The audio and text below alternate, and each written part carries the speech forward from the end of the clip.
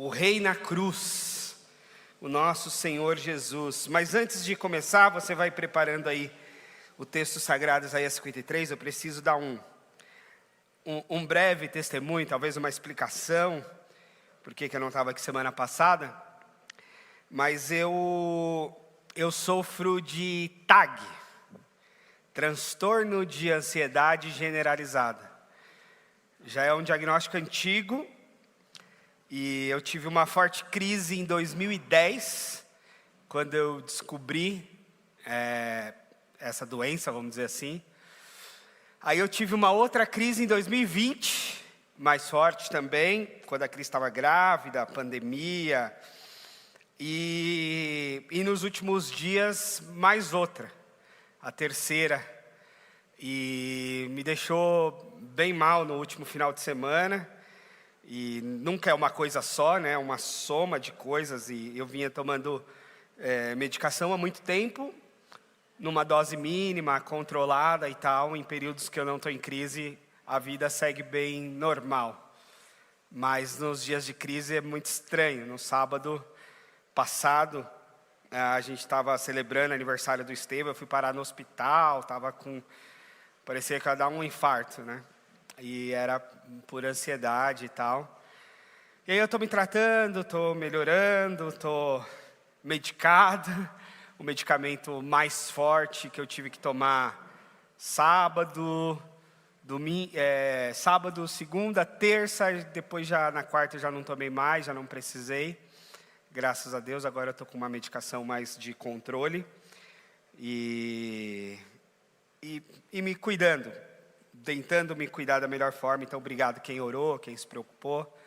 E depois a gente vai conversar mais detalhadamente sobre saúde mental também.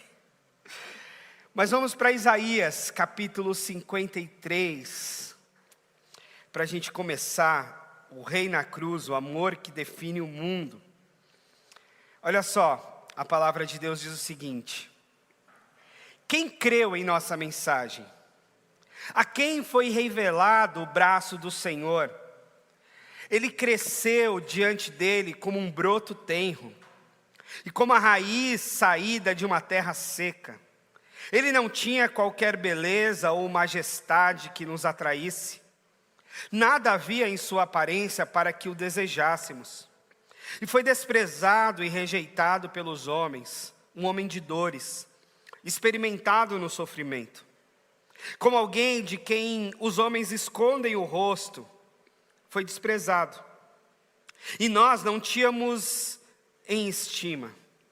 Certamente Ele tomou sobre si as nossas enfermidades, e sobre si levou as nossas doenças. Contudo, nós o consideramos castigado por Deus afligido e atingido. Mas Ele foi transpassado por nossas transgressões, Ele foi esmagado por causa de nossas iniquidades. O castigo que nos trouxe a paz estava sobre Ele, e pelas suas feridas fomos curados. Todos nós, tal qual ovelhas, nos desviamos. Cada um de nós se voltou para o seu próprio caminho, e o Senhor fez cair sobre ele a iniquidade de todos nós. Ele foi oprimido e afligido, e contudo não abriu a sua boca. Como um cordeiro foi levado para o matadouro, e como uma ovelha que diante dos seus tosqueadores fica calada, ele não abriu a sua boca. Com julgamento opressivo ele foi levado. E quem pôde falar dos seus descendentes? Ele foi eliminado da terra dos viventes, por causa da sua transgressão. Do meu povo, por causa da transgressão do meu povo, ele foi golpeado. Foi-lhe dado um túmulo com os ímpios e com os ricos em sua morte. Embora não tivesse cometido nenhuma violência, nem houvesse nenhuma mentira em sua boca. Contudo, foi da vontade do Senhor esmagá-lo e fazê-lo sofrer. E embora o Senhor tenha feito da vida dele uma oferta pela culpa, ele verá a sua prole e prolongará os seus dias, e a vontade do Senhor prosperará em sua mão. Depois do sofrimento de sua alma, ele verá a luz e ficará satisfeito, Pelo seu conhecimento, meu servo justo justificará a muitos e levará as iniquidades deles. Por isso, eu lhe darei uma porção entre os grandes, e ele dividirá os despojos com os fortes, porquanto ele derramou a sua vida até a morte. E foi contado entre os transgressores, pois ele levou o pecado de muitos, e pelos transgressores intercedeu. Senhor, obrigado. Obrigado por estarmos aqui, obrigado pela Tua palavra. Obrigado pelo Teu Santo Espírito, que age em nós, que habita em nós e que fala conosco. E eu peço que fale mesmo, Senhor, mais uma vez, em nome de Jesus. Amém. Irmãos, estamos no período da quaresma. Aí você pode pensar, quaresma não é coisa de católico? Não. Nós temos, desde a origem da fé cristã, elaborado um calendário cristão. Alguns chamam de calendário litúrgico. E neste calendário há algumas marcas fundamentais. Duas em especial. Esse caminho que nós estamos chamado período da quaresma, que é entre a quarta-feira de cinzas, pós-carnaval, até a Páscoa, que é como que uma jornada e uma proposta de preparação do coração até a Páscoa, o grande momento da ressurreição do Senhor Jesus. E também, lá mais ao final do ano, a expectativa do Natal, do Advento, da chegada e do nascimento de Jesus. São duas marcas fundamentais dentre todo o calendário cristão. E aí, lógico, existem coisas a se fazer, ou superstições, coisas tidas como superstições, né? Na tradição católica, na quaresma, os mais católicos não comem carne vermelha, né? Como uma iniciativa, uma espécie de jejum, no período da quaresma até o momento da Páscoa. A gente não tem necessariamente esse rito e esse costume, mas o convite dessa série é de fato a gente se colocar ao redor desse momento tão extraordinário, que é a Páscoa. Na nossa fé, a Páscoa é o momento mais fundamental em que tudo se conecta. A gente celebra muito o Natal. Talvez pelo clima social que fica, né, das luzes de Natal, aquele clima de final de ano, o clima das compras, dos presentes, dos encontros familiares. Mas a marca mais importante da nossa fé, na verdade, é a Páscoa. É quando acontece esse momento que transformou tudo. A morte e a ressurreição do Senhor. E como é que a gente vai chegar nessa Páscoa? A gente vai chegar com um coração preparado por Deus. A gente vai chegar meditando nessa série, nesse mês até a Páscoa, nesse período de quaresma, colocando o nosso coração diante de Deus, lembrando o símbolo que é a cruz do Senhor, e todo o significado, e toda a marca do que é essa cruz. E nunca vai ser demais a gente lembrar da cruz, e nunca vai ser demais a gente aprender sobre a cruz, porque a gente facilmente esquece das coisas, a gente facilmente deixa passar certas coisas tão fundamentais da nossa fé. E esse é o convite, e o convite de hoje é a respeito do texto profetizado por Isaías, no capítulo 53. Isaías é um profeta que está cerca de 600 anos antes de Cristo. Ele não sabia exatamente como seria a chegada do Messias, mas a forma como Deus mostrou para ele alguns elementos, e ele foi escrevendo ao seu tempo. No capítulo 53 é uma descrição a respeito desse Salvador, desse broto tenro numa terra seca, nessa pessoa que não tinha qualquer beleza, não tinha nenhuma aparência interessante. E é um texto poético, mas de muito sofrimento, porque a marca da cruz é esse sofrimento. E aí a gente precisa lembrar que o pecado nas Escrituras é uma coisa muito, muito grave. Não é qualquer coisa. Por isso precisou de uma ação radical de Deus.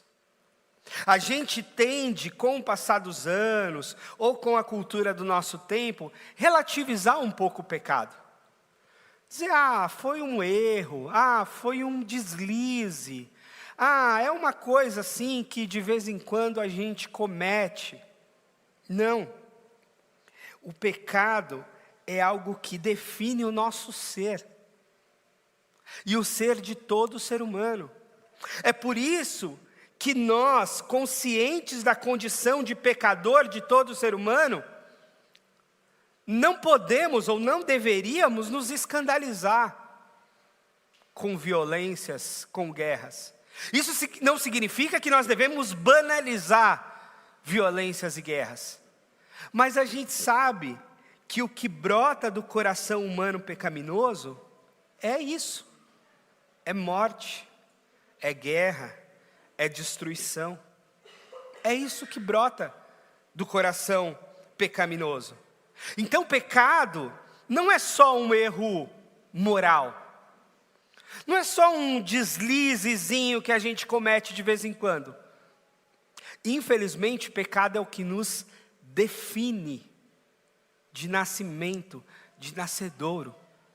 Os nossos filhos, lindinhos, bonitinhos, maravilhosos, nascem pecadores. A primeira oportunidade, eles mordem a outra criança, batem na outra criança, empurra a outra criança. Eu lembro de uma vez que o Estevão não costuma ser muito violento, eu acho. Mas mesmo assim, de vez em quando, e aí eu tinha ido na creche, e a professora falou, o que está acontecendo com o Estevão? Eu falei, não sei, para mim está tudo normal. Não, que ele está muito bravo, está meio violento. Eu falei, nossa, em casa está normal. Aí a professora não acabou de falar a frase, tinha uma criança que foi lá para um espaço brincar, ele puxou a criança pelo cabelo, assim, quase levantou o menino. Eu falei, estou vendo, realmente ele está meio violento, não sei porquê, né? Então essa condição não deveria nos assustar. Ai meu Deus, meu filho bateu, meu filho mordeu, meu filho puxou o cabelo. Essa é a nossa natureza. Infelizmente é a nossa natureza. Por isso, haja oração, haja discipulado, haja jejum, haja palavra de Deus, haja devocional, haja ensino bíblico, tudo. É porque necessitamos mesmo, não é que é assim, estamos fazendo porque a igreja tem que fazer programação. Estamos fazendo porque é para cumprir uma realidade religiosa. Não, a gente está fazendo porque senão a gente se mata. Senão a gente se destrói. Aliás, eu lembro de uma conversa do pastor Ariovaldo Ramos com um sujeito ateu. E ele disse, como é que o senhor, intelectual, não sei o quê, acredita em Deus? Ele falou, agora eu acredito. Por que eu não acredito e tal? E ele falou, por que você não acredita? Ele falou assim, eu não acredito em Deus por conta da maldade no mundo. Porque eu não consigo acreditar num Deus totalmente bom que permite o mal. Que permite as guerras, que permite as doenças, que permite os genocídios, as destruições. Aí o pastor Ariovaldo Ramos disse assim, pois eu acredito em Deus justamente por conta do mal. Aí o sujeito não entendeu, ele falou, mas por que você acredita em Deus justamente por causa do mal? Ele falou assim, o mal respeita a autoridade? O sujeito falou, não. O mal respeita pai e mãe? Ele falou, não. O mal respeita a fronteira entre países? Não. O mal respeita leis humanas ou divinas? Não. E aí ele falou, e quem contém o mal no mundo? Por que a gente não se destruiu totalmente ainda? Porque existe um Deus que põe limite à maldade humana. Então, a maldade nossa, humana, não tem limite. Mas Deus impõe limite.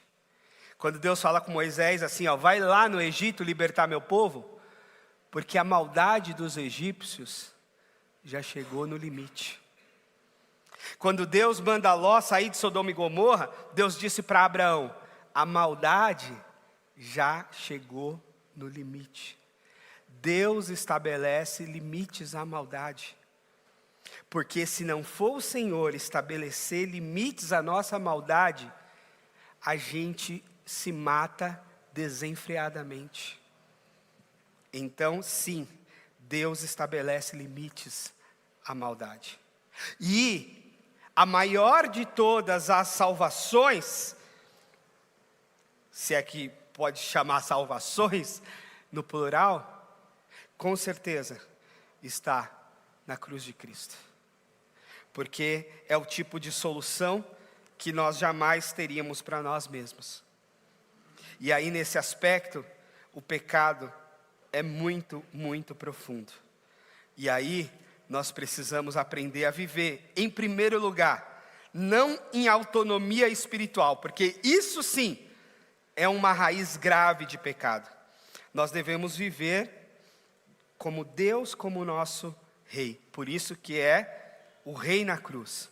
Porque se nós vivermos como nós reinando, como alguns poderosos acham que reinam, a gente vai viver mergulhado no pecado. E aí, por isso que o pecado não é apenas fazer coisas ruins, mas é colocar-se no trono. O pecado é você achar que você pode regulamentar a sua moral. Você pode regulamentar a partir daquilo que você acha, a partir daquilo que você considera, a partir daquilo que a sua autonomia diz para você. Não, essa é a raiz de todo pecado. E o caminho contrário é o caminho de voltar-se para a cruz. É o caminho de abrir mão de si mesmo para que Cristo reine em nós. O castigo que nos traz a paz estava sobre ele. Deus não ignora o mal.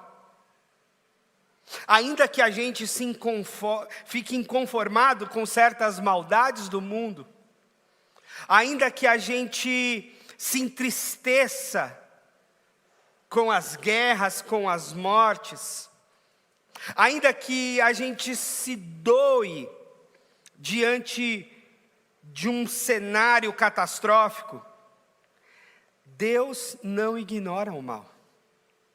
Deus continua governando o universo e Ele estabelece limites para a maldade humana. Qual é esse limite? Não sei. Qual é o limite que Deus vai estabelecer para os governantes do Irã, ou de Israel, ou dos Estados Unidos, ou de qualquer outro lugar? Não sei. Não sei. Sinceramente, não sei. Deus sabe. Agora, tem uma coisa que eu sei, e que se revela aqui na Escritura, que se Deus ignorasse o mal, Ele não seria justo como é. E se Ele apenas punisse, Ele não seria amor como é. E é por isso que a gente aprende que na cruz, justiça e amor se encontram. Na cruz a gente vê isso que parece para nós coisas distintas, né? Ou você age com justiça, ou você age com amor. Deus conecta a justiça e o amor na cruz de Cristo. O Timothy Keller tem uma frase muito interessante que vai nessa linha, que ele fala que a verdade sem amor é dolorida demais e pode ferir alguém. Uma verdade sem amor. Mas o amor sem verdade, por outro lado, pode ser só bajulação. Pode ser só passar a mão na cabeça. Então, a melhor coisa é a gente aprender com Deus e viver com verdade e com amor. Assim como a justiça e o amor se encontram na cruz, o Timothy Keller fala isso sobre relacionamentos amorosos, inclusive no significado do casamento, ele vai dizer que verdade e amor devem caminhar juntos no relacionamento, para que uma coisa não fique manca sem a outra. E a cruz é isso, uma manifestação de justiça divina, a um princípio do universo de que o pecado gera morte. Então alguém deveria morrer em função do pecado, e esse alguém inocente foi Jesus. Então há um manifesto de justiça substitutiva na cruz, mas ao mesmo tempo é um gesto de amor, porque é uma justiça sobre Jesus e um amor sobre toda a humanidade, que é resgatada por conta disso, por conta desse castigo que nos traz a paz. Que paz é essa? Essa paz não é somente uma paz de espírito, eu estava todo ansioso e agora estou com paz de espírito. Não é a paz do Rivotril também que me deram para ficar mais tranquilinho, não. Essa paz é a paz com Deus. Essa paz é a sinalização de que não estamos contra Deus e Deus não está contra nós. Não, nós estamos reconciliados com Deus por meio da cruz de Cristo. Essa é a grande boa notícia do Evangelho. Não estamos contra Deus e Deus não está contra nós. Pelo contrário, nós estamos juntos, nós estamos reconciliados por conta da cruz de Cristo. O John Stott vai dizer que a cruz é um ponto onde Deus satisfaz a sua própria justiça ao assumir Ele mesmo o custo do perdão. Não foi um terceiro punido por nós, foi o próprio Deus em Cristo assumindo a nossa condenação. Quem morre na cruz é o próprio Deus encarnado que morre da cruz. Alguém pode pensar, onde é que Deus estava quando Jesus morreu na cruz? Deus estava na cruz. Pai, Filho e Espírito Santo, a Santíssima Trindade, levando sobre si a condenação que nós merecíamos. Então Deus mesmo se entrega, e Jesus diz isso várias vezes: ninguém tira a minha vida, eu a dou. Eu dou voluntariamente, eu estou me entregando para satisfazer uma justiça divina e para alcançar e oferecer misericórdia às pessoas. Certamente Ele tomou sobre si as nossas enfermidades. E qual é a pior de todas as enfermidades, irmãos? O pecado. Porque tirando o pecado, as outras enfermidades, que teologicamente dizendo são decorrentes do pecado, a gente providencia remédio. A gente tem pesquisa de laboratório, a gente tem vacina, a gente tem medicação, a gente tem tratamento. Então, as enfermidades que a gente vai tendo aqui nesse mundo, a gente vai tratando com tecnologia, com pesquisa, com avanços científicos. Agora, o pecado não tem jeito. O pecado não tem tecnologia que dê jeito, o pecado não tem vacina que dê jeito, o pecado não tem remédio que dê jeito. O pecado é aquela pior de todas as enfermidades que nós, e nem nenhum médico, e nem nenhum cientista, e nem nenhum gênio dará conta. E é por isso que veio Jesus morrer na cruz. Para outras enfermidades, dá-se um jeito. Para o pecado, só a cruz de Cristo. E Ele morre em nosso lugar, carregando o pecado que era nosso, assumindo um abandono de Deus que nos caberia. Ele assume na cruz. Por isso, a culpa não nos é negada, mas ela é removida. A culpa nos é removida na cruz. A graça, ela não é barata, como disse Dietrich Bonhoeffer. Ela é custosa. É interessante isso, porque graça é o favor imerecido de Deus. É aquilo que Deus nos dá por bondade, graça, né? De graça. Mas ao mesmo tempo, a graça não é só gratuidade. É gratuidade para nós que recebemos, mas para quem nos oferece, ela custou tudo, absolutamente tudo.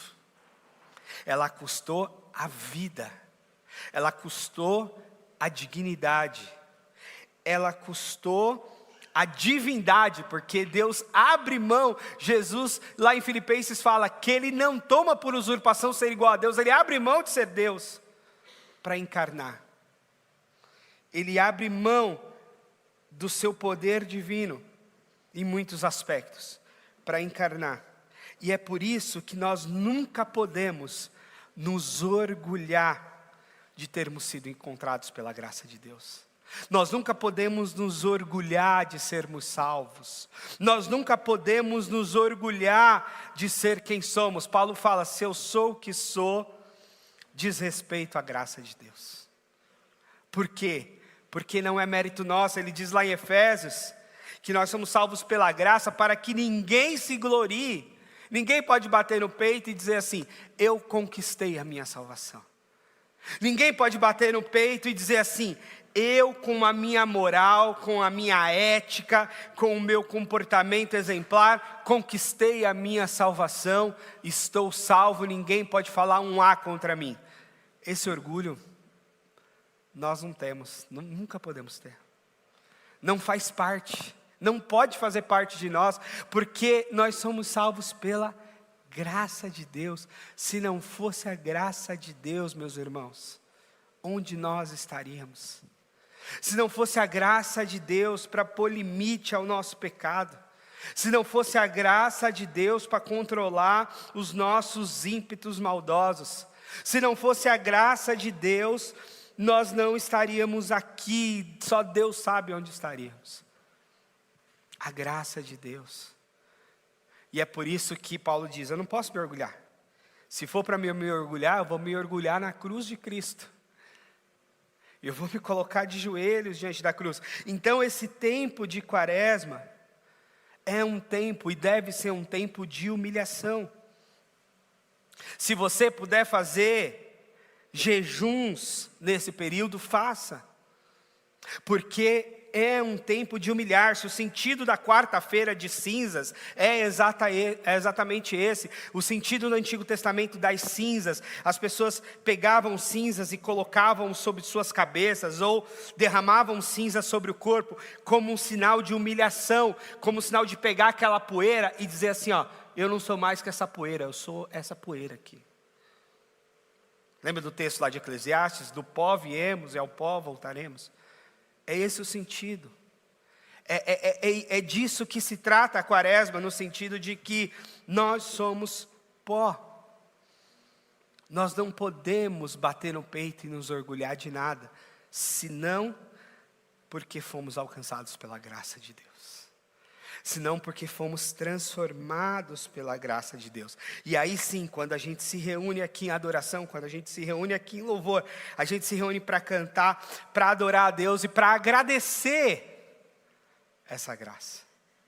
Para agradecer essa bênção, esse dom de Deus, esse presente de Deus. Para agradecer que a gente não é o que poderia ser no mau sentido.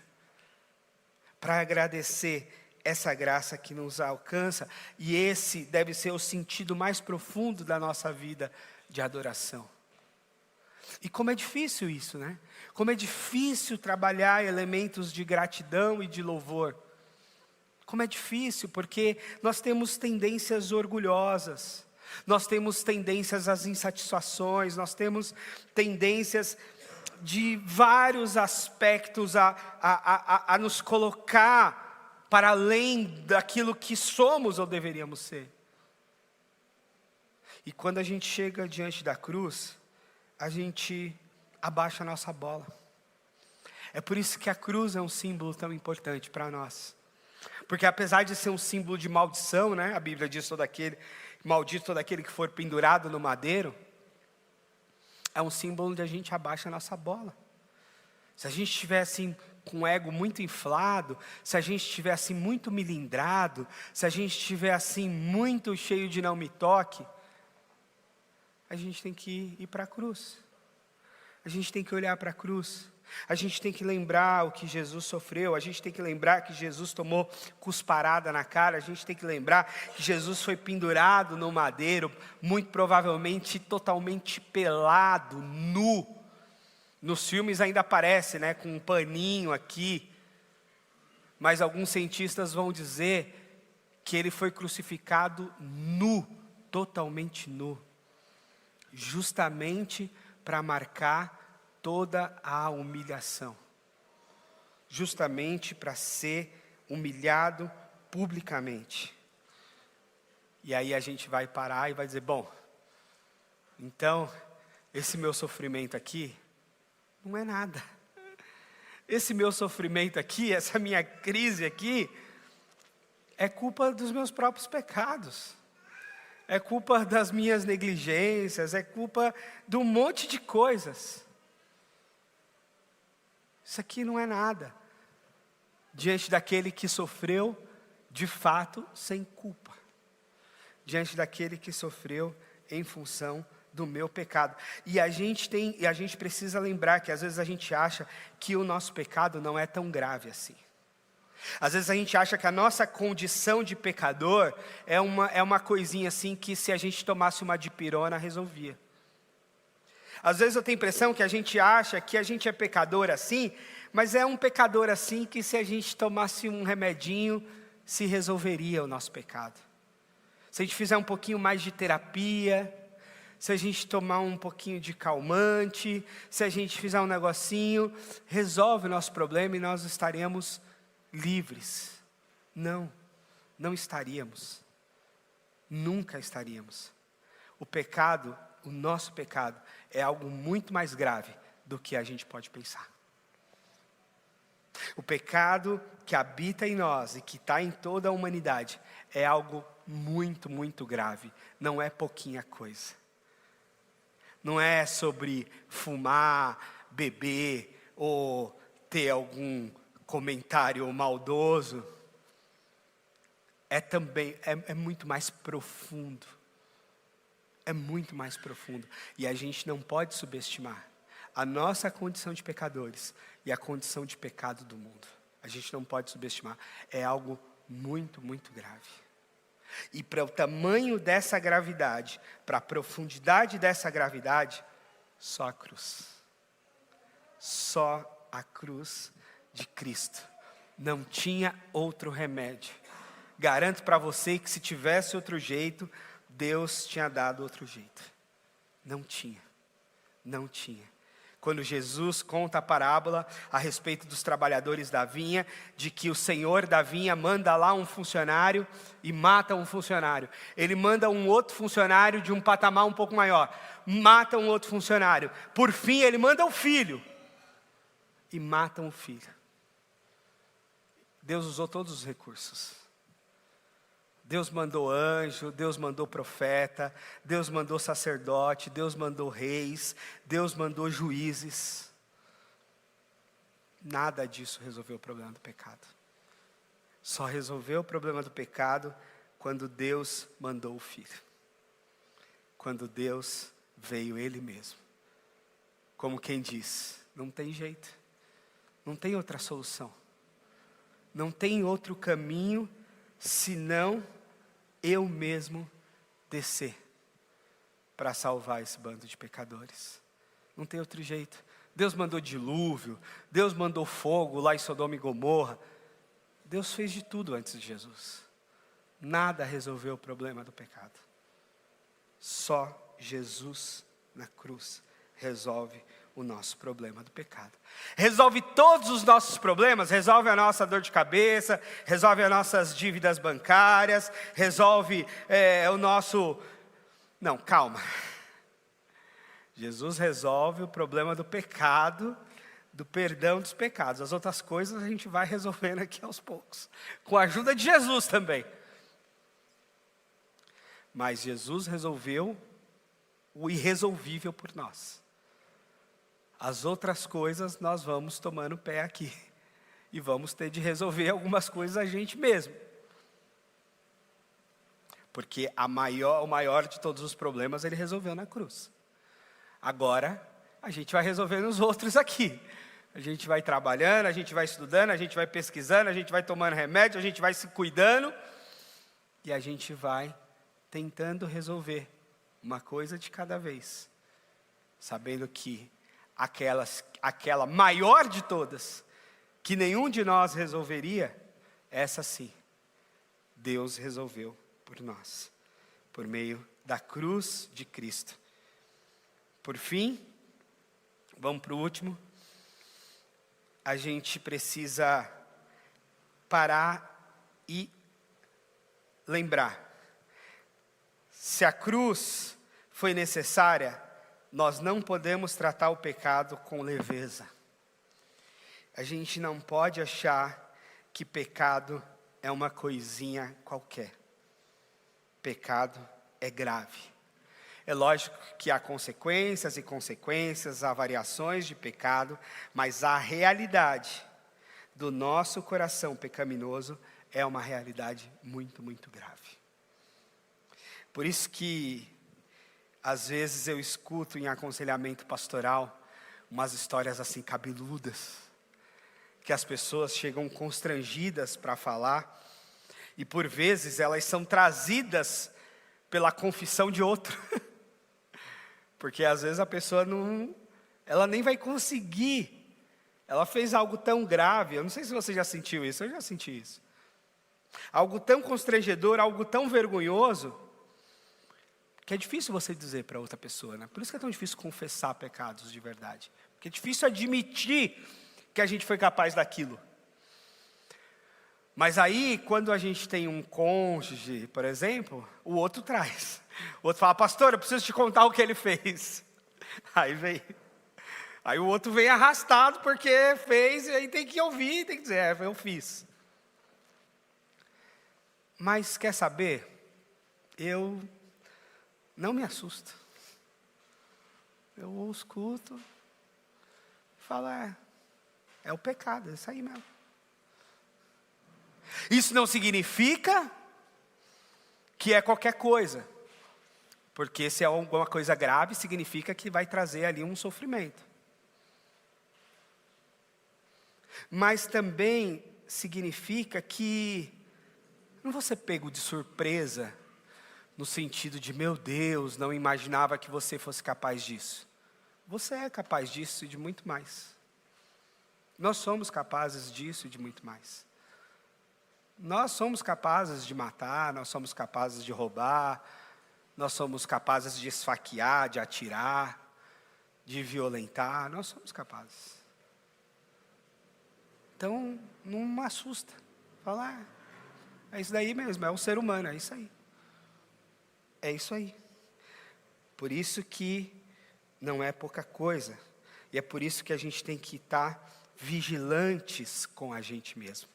Provérbios diz que é melhor aquele que domina a si mesmo do que aquele que domina uma cidade. Mais bem-aventurado é dominar a si mesmo do que conquistar uma cidade. Porque é difícil dominar a si mesmo. E aí não podemos tratar a graça com indiferença, porque a graça é o que resolveu o nosso problema de pecado. É muita coisa, não é pouca coisa, a graça de Deus. E não podemos tratar Jesus como um acessório espiritual, Jesus como um amuleto, o nome de Jesus como algo assim, ai meu Deus, Jesus, prepara a vaga no estacionamento do shopping para eu estacionar meu carro rápido.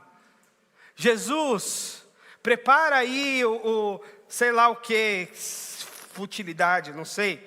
Jesus, me emagrece, né? Tem uns que estão emagrecendo aí com... Alguém já falou que é o irmão Jairo que está emagrecendo o pessoal agora, né? É o irmão Jairo. O irmão Jairo está emagrecendo, não é Jesus, é o irmão Jairo. Então, Jesus não é esse amuleto para essas coisinhas. Jesus é aquele que deu a vida por nós, para resolver o maior de todos os problemas. Não é pouca coisa. De verdade, assim, eu respeito todas as orações, até para a vaga no estacionamento. Mas eu não consigo fazê-las. Eu acho que Deus tem mais o que fazer, gente, de verdade.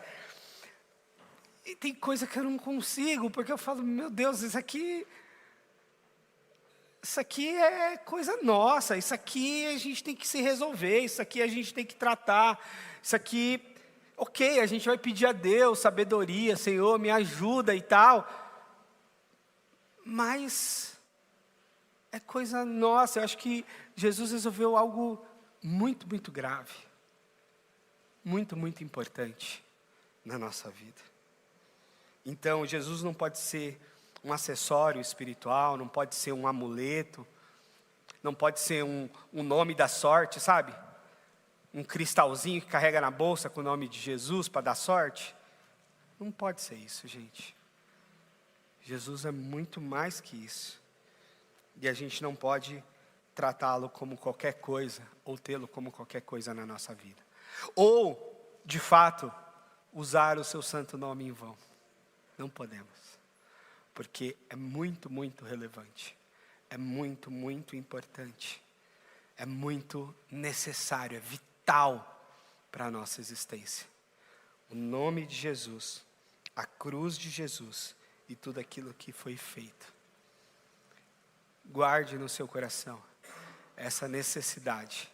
E toda vez que você lembrar da cruz, a melhor resposta é adoração, é louvor, é gratidão por tudo que significa a cruz de Cristo, por tudo que significa a tão grande salvação, por tudo que significa essa graça de Deus na nossa vida. E é por isso que a gente tem que romper em louvor. É um jeito mínimo de agradecer, é louvar, é adorar a Ele, que fez tanto, tanto, tanto por todos nós. Que Deus nos abençoe, que a gente entenda o poder e a profundidade do nosso pecado, mas mais ainda, da graça de Deus, que nos salva. Amém? Curva a sua cabeça. Obrigado, Senhor, pela tua cruz, pela tua salvação, por tão grande salvação e amor por nós. Muito obrigado, Senhor. Muito obrigado por levar o nosso pecado sobre si, por levar as nossas culpas, por levar as nossas transgressões, por nos salvar do inferno, da morte, da gente mesmo. Obrigado, Senhor. Obrigado. Que a gente nunca se esqueça de louvar, de agradecer, de glorificar por tão grande salvação. Em nome, por amor de Jesus. Jesus, nosso Senhor, nosso Salvador. Amém.